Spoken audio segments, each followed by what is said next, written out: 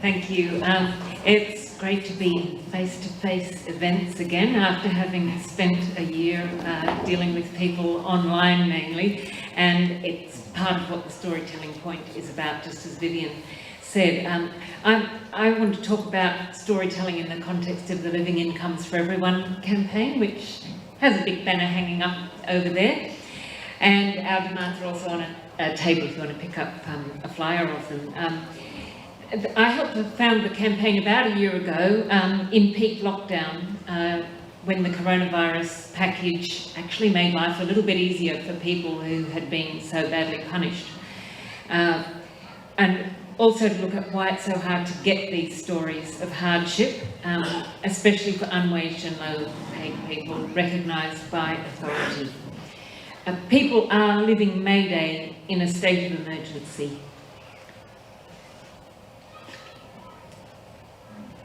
Life brings together groups of people whose stories are all personal, individual and urgently demanding of solutions to immediate threats of homelessness, insolvency, hunger, exclusion. And their needs and stories are denied by government except for that brief period of relief. So there are many stories and genres of storytelling about poverty and hardship, and wanting governments and service providers and landlords and employers to stop punishing, harassing and penalising people in need. So you're probably all familiar, it's been great to hear people telling stories about the power of storytelling.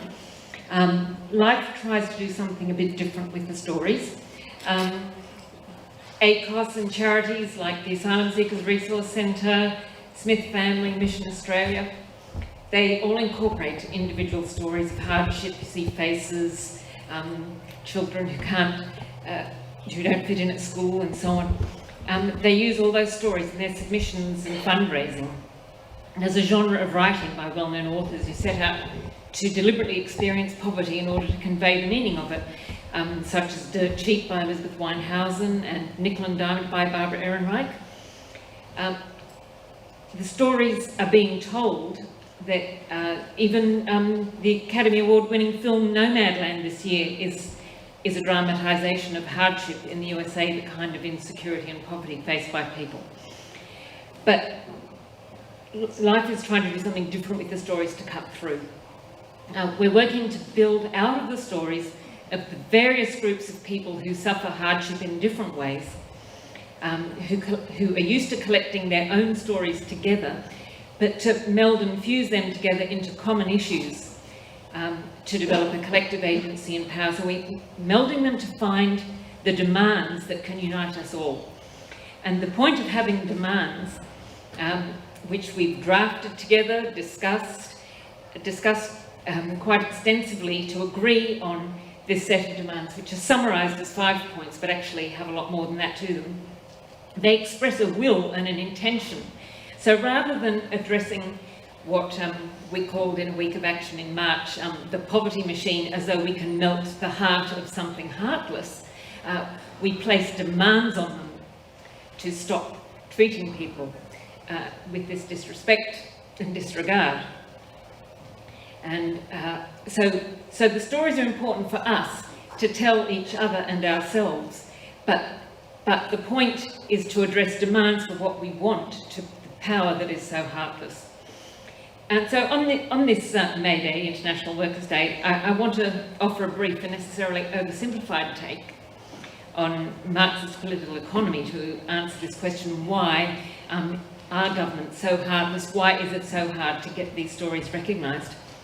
I want to point further than just one horrible Prime Minister, Scott Morrison, or even his predecessors.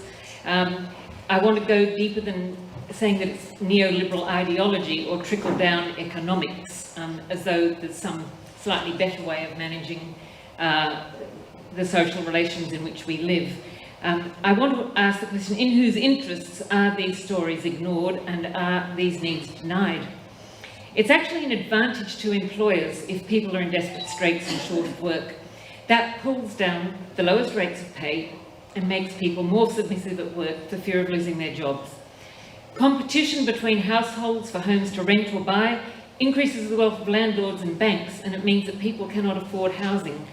Return on investment is the driver of all these things, and it's an insidious force which spreads through the entire society. It means in our society it's counterposed to meeting people's needs as an alternative principle, and they're not reconcilable principles.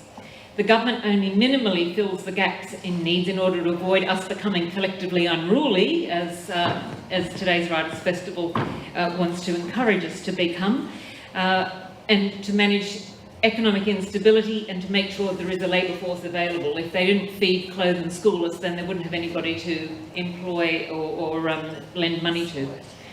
So I think the problem is this level of interest, that level of interest in return on investment is overpowering.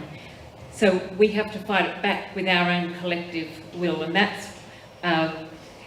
where the potential of these stories of hardship come in, is that they're a foundation from which we can educate each other and become determined to do something about it. And we seek to translate them from stories of individual difficulties into something collective that can unite, find the common thread across people who may be unwaged, very low-waged, insecurely employed, overcommitted, and that is actually a class issue, that we seek to find the common factors that, regardless of our other identities, or that might make us experience this economic power differently.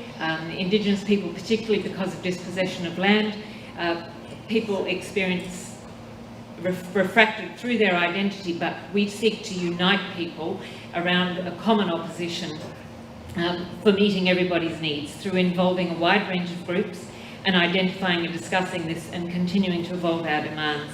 So we hope that you might make contact with the Living Incomes for Everyone campaign. And for a closing thought on the power of storytelling, I just have been recently reminded about the radical women's liberation movement of the 1970s, both by the Me Too movements and the Standing Up in March for Justice, and then also the documentary Brazen Hussies streaming on ABC TV. Consciousness raising is a form of storytelling, and before the distancing effects of social media, it was storytelling together, listening, sharing, and as Vivian talked about, common experiences and knowing that you're not alone, through which women concluded what they previously thought was personal, individual pain and frustration is actually social and collective, and open to challenge via social and collective action. So I'm making a plea for, on May Day, let's think about organising.